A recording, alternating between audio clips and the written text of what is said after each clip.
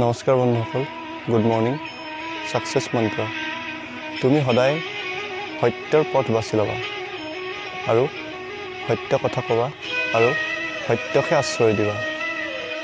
কাৰণ সত্য কিছু সময়ৰ বাবে তিতা হ'ব পাৰে, কিন্তু তোমাৰ জীৱন সফল হোৱাত, তোমাৰ জীৱন সুকলমে আগবাঢ়ি যোৱাত সত্যই সহায় কৰিব। অসত্য